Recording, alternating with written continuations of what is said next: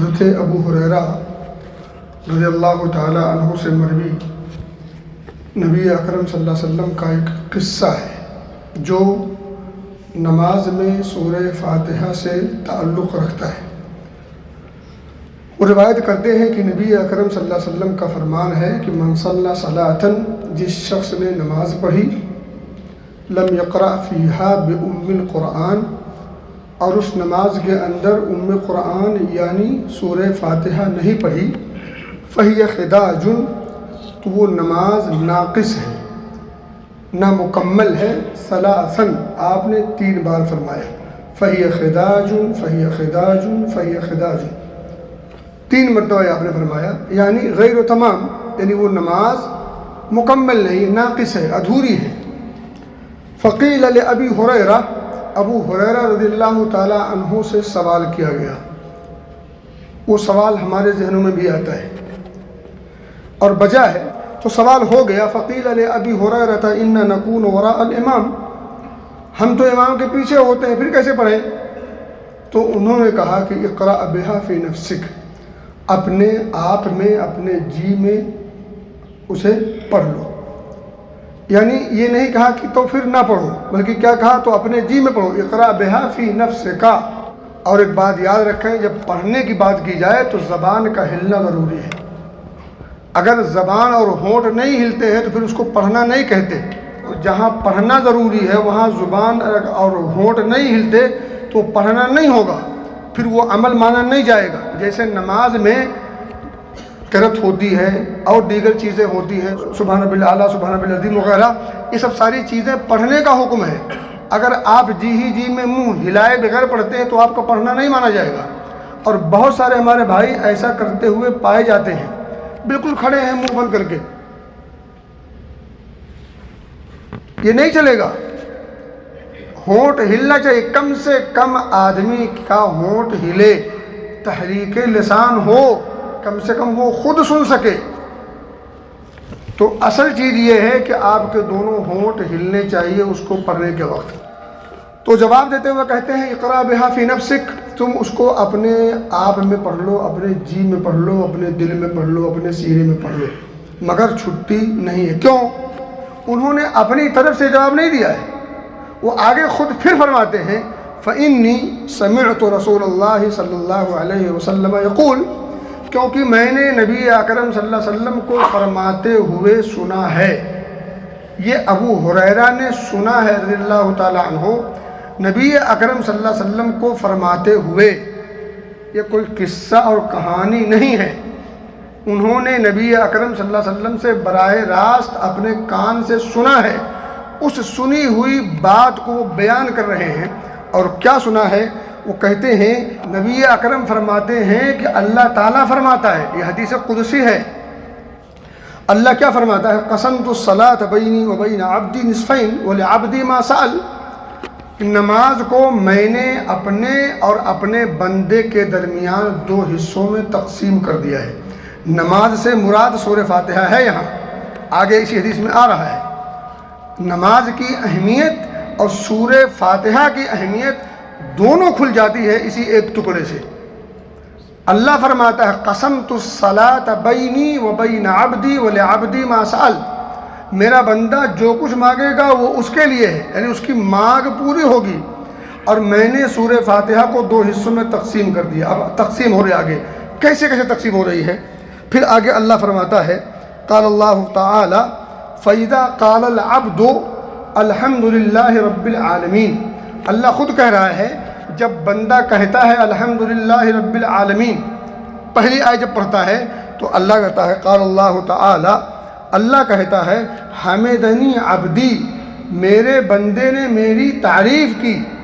اللہ جواب دیتا ہے، گویا کہ نماز میں نمازی جب سورہ فاتحہ پڑھتا ہے، ہر آیت پر اللہ رب العزت سے وہ مخاطب ہوتا ہے، اللہ رب العزت اس کا بالکل باقاعدہ طور پر اس کا جواب بھی دیتا ہے، اور بندہ جو کچھ سورہ فاتحہ کے اندر مانگتا ہے وہ سب کچھ پاتا ہے، اور مروجہ وصولہ یہاں نہیں ہے۔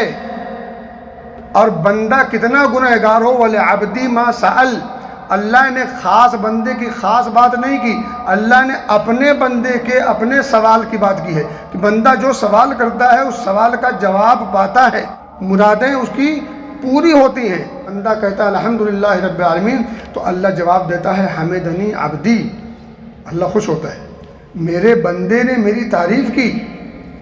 وَإِذَا قَالَ الرَّحْمَنِ الرَّحِيمِ، جب بندہ الرحمن الرحیم کہتا ہے، قال اللہ تعالی، تو پھر اللہ کہتا ہے اثنا علی عبدی، میرے بندے نے میری ثنا بیان کی، تعریف بیان کی، گن گائے۔ اثنا علی عبدی، میرے بندے نے میری ثنا بیان کی۔ وَإِذَا قَالَ مالک یوم الدین، اور جب بندہ کہتا ہے مالک یوم الدین، جب یہ تیسری آیت پڑھتا ہے تو اللہ کہتا ہے مجدنی عبدی، میرے بندے نے میری بزرگی بیان کی، میری عظمت بیان کی، میری بڑائی بیان کی، میری کبریائی کی۔ مالک یوم الدین، قیامت کے دن کا مالک ہے، یہ بندہ اقرار کرتا ہے۔ اللہ کہتا ہے مجدنی عبدی، میرے بندے نے میری عظمت اور کبریائی اور بڑائی اور بزرگی بیان کی۔ وقال مرتن، اور دوسری روایت میں ہے فوض الی عبدی، کہ میرے بندے نے اپنے سارے معاملے کو میرے سپرد کر دیا، سرنڈر بول گیا مکمل طور پر، یہ ہے اس کا مطلب۔ فوض الی عبدی، میرے بندے نے اپنے تمام معاملات کو میرے سپرد کر دیا۔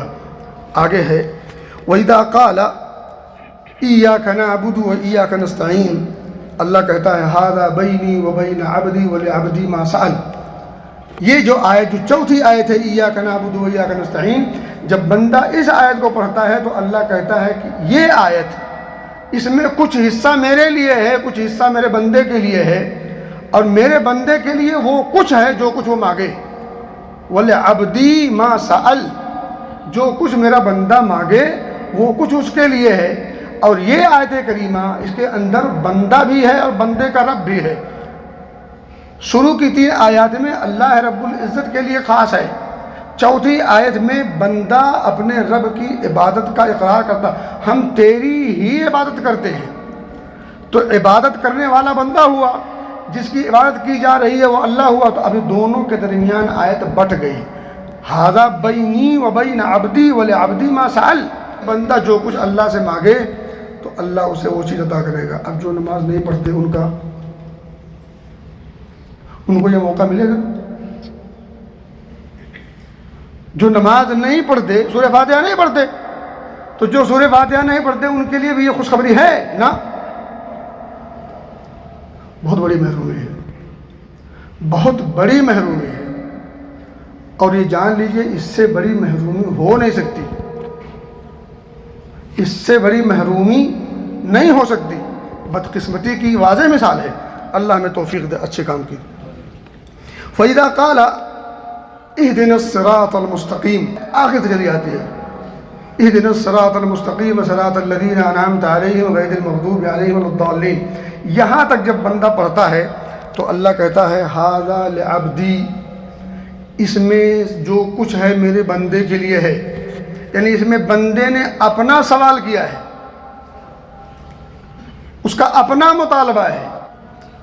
اس حدیث میں شروع میں کیا ہے؟ قسمت الصلاۃ بینی و بین عبدی نصفین، شروع کی 3 آیت اللہ کے ساتھ خاص ہے، اور ایاک نعبد و ایاک نستعین میں دونوں برابر کے شریک ہیں، اور اس کے بعد کی جو آیات ہیں اس میں پورا بندے کے ساتھ خاص ہے، تو یہ پورا تقسیم آدھا آدھا ہوئی ہے۔ اب جب اہدنا الصراط المستقیم سے لے کر کے آخر تک بندہ پڑھتا ہے تو اللہ کہتا ہے ھذا لعبدی ولعبدی ما سأل، یہ میرے بندے کے لیے ہے اور میرا بندہ جو کچھ مانگے اس کے لیے وہ کچھ ہے۔ میرے بھائی اس میں مانگا آپ نے اللہ سے، آپ گنہگار ہیں تب بھی، بڑے گنہگار ہیں تب بھی، عام ہیں تب بھی، خاص ہیں تب بھی، ہر ایک کی یہاں بات ہو رہی ولعبدی۔ اسی لیے بابا کہتے ہیں کہ اللہ کے علاوہ کسی اور سے مانگنا نہیں چاہیے، اور اللہ سے ڈائریکٹ مانگنا چاہیے۔ اس میں بندہ ڈائریکٹ اللہ سے مانگ رہا ہے، جائز وسیلے جو اللہ اس کے رسول نے سکھلائے ہیں وہ وسیلے اپنا رہا ہے۔ نماز میں کھڑے ہو کر کے قیام کی حالت میں سب بستہ کھڑا ہوا ہے، اور اللہ رب العزت کی دربار میں کھڑے ہو کر کے عاجزی انکساری کا پورا پیکر بنا ہوا ہے، اور کہتا ہے الحمدللہ رب العالمین الرحمن الرحیم مالک یوم الدین اب بندہ اپنا اقرار کرتا ہے، اپنا کچھ عمل پیش کر رہا ہے، ایاک نعبد و ایاک نستعین، اب مانگنا شروع کرتا ہے تو اللہ کہتا ہے ھذا لعبدی ولعبدی ما سأل. صحیح مسلم کی روایت ہے. میرے بھائی، اس حدیث پاک سے جہاں سورہ فاتحہ کی فضیلت اور وہیں نماز کی اہمیت اور وہیں ایک مسئلے کی وضاحت بھی بڑی آسانی اور صراحت کے ساتھ ہوتی ہے. اور مسئلہ کیا ہے کہ سورہ فاتحہ نماز کی ہر رکعت میں ہر شخص کے لیے ہر طرح کی نماز میں ضروری ہے. اس کے بغیر نماز مکمل نہیں بلکہ ادھوری ہوگی، کیونکہ شروع کا جو جملہ ہے جو نبی اکرم کی حدیث ہے، اس طرح کی حدیث ایک نہیں بہتیری حدیثیں ہیں. بخاری، مسلم، ابو داؤد، ترمذی، نسائی، ابن ماجہ وغیرہ کے اندر بھرپور ہے اور بھری پڑی ہے. دوسرا واقعہ، اس سے آپ کے ذہن و دماغ میں ابھرنے والے سوال ختم ہو جائیں گے. نبی اکرم صلی اللہ علیہ وسلم کے ایک صحابی ہیں عبادہ بن الصامت رضی اللہ تعالیٰ عنہ. وہ کہتے ہیں کہ کننا خلف رسول اللہ صلی اللہ علیہ وسلم فی صلاۃ الفجر. وہ کہتے ہیں کہ ہم نبی اکرم صلی اللہ علیہ وسلم کے ساتھ آپ کے پیچھے فجر کی نماز پڑھ رہے تھے. ہم نے نماز پڑھی آپ کے پیچھے. کون سی نماز؟ فی صلاۃ الفجر، نماز فجر کی تھی. عبادہ بن صامت کہتے ہیں نبی اکرم پڑھا رہے تھے، ہم پیچھے تھے مقتدی کی حیثیت سے. آگے کہتے ہیں فقرأ رسول اللہ صلی اللہ علیہ وسلم، نبی اکرم صلی اللہ علیہ وسلم نے نماز میں قرأت کی. ظاہر سی بات ہے انداز وہی ہے سورہ فاتحہ. پھر آگے کوئی دوسری صورت فثقلت علیہ القراءۃ، تو آپ صلی اللہ علیہ وسلم جب قرأت کر رہے تھے نماز میں سورہ فاتحہ وغیرہ تو آپ کو پڑھنا بھاری پڑ رہا تھا. آپ پر یہ قرأت بھاری اور دشوار ہو گئی، ثقیل ہو گئی، پڑھنا دشوار ہو گیا. فلما فرغ، جب نماز سے فارغ ہو گئے، فارغ ہونے کے بعد صحابہ سے مخاطب ہوئے اور آپ نے فرمایا لعلکم تقرؤون خلف امامکم، لگتا ہے تم لوگ اپنے امام کے پیچھے کچھ پڑھتے ہو. کیونکہ لوگ پیچھے بھی پڑھ رہے تھے تو ان کے پڑھنے کی وجہ سے نبی اکرم صلی اللہ علیہ وسلم کو ڈسٹرب ہو رہا تھا. فثقلت علیہ القراءۃ، تشویش میں پڑ گئے آپ، ثقیل ہو گیا، دشواری ہو گئی پڑھنے میں. تو اسی دشواری کی بنیاد پر نماز کے بعد جب فارغ ہوئے تو باقاعدہ صحابہ سے سوال کیا لعلکم تقرؤون خلف امامکم، لگتا تم لوگ کچھ پڑھتے ہو اپنے امام کے پیچھے. قلنا نعم ھذا یا رسول اللہ، تو بیک وقت سارے لوگوں نے جواب دیا ہاں ہاں صحیح بات ہے کہ ہم پڑھتے ہیں. اب وہ جو جواب ہے وہ قابل غور ہے. قصہ آپ کے سامنے ہو گیا. اس قصے کے بعد کا جو نچوڑ ہے وہ آگے ہے. قلنا نعم ھذا یا رسول اللہ، انہوں نے کہا ہاں ہاں اے اللہ کے رسول صلی اللہ علیہ وسلم، ہم آپ کے پیچھے پڑھتے رہتے ہیں. نماز کی بات ہو رہی ہے. قال، آپ نے فرمایا لا تفعلوا، ایسا نہ کرو. لیکن آپ اگر یہیں رک جاتے مسئلہ کلیئر تھا کہ اب امام کے پیچھے ہمیں کچھ نہیں پڑھنا ہے. لیکن آگے جملہ جب جاری ہو گیا تو اس کا مطلب ہے کہ نماز میں ہمیں امام کے ساتھ کچھ نہیں پڑھنا ہے قرأت کے وقت، مگر سورہ فاتحہ ضرور پڑھنی ہے. کیونکہ اس قصے میں جو چیز موجود ہے وہ کیا ہے؟ لا تفعلوا الا بفاتحۃ الکتاب، تم ایسا ہرگز نہ کرو سوائے سورہ فاتحہ کے. آپ صلی اللہ علیہ وسلم یہیں خاموش نہیں ہو گئے، آگے پھر فرمایا فإنہ لا صلاۃ لمن لم یقرأ بها، کیونکہ جس شخص نے سورہ فاتحہ نہیں پڑھی اس کی نماز ادھوری ہوگی. اب دو قصے میں نے آپ کو سنائے اور ان قصوں کو آپ جا کر کے چیک کر سکتے ہیں یہ قصے صحیح ہیں نہیں صحیح ہیں. اگر صحیح ہیں اور آپ کا نبی اکرم صلی اللہ علیہ وسلم کی باتوں پر ایمان و یقین ہے، اور کیوں نہیں ہے، آپ بیٹھے اسی لیے ہیں، انہیں کے حکم سے آپ بیٹھے ہیں سن رہے ہیں غور سے، تو پھر یہ قصہ بھی کچھ درشاتا ہے، کچھ کرنے پر ابھارتا ہے. اور اگر یہ قصہ غلط ہے تو آپ نہ مانیے گا، مجھے بتا دیجیے گا، میں بھی نہیں مانوں گا. ایک چیز میں آپ کو بتا دوں کہ قرآن میں ایک آیت ہے وَإِذَا قُرِئَ الْقُرْآنُ فَاسْتَمِعُوا لَهُ وَأَنصِتُوا، جب قرآن پڑھا جائے تو خاموشی کے ساتھ غور سے،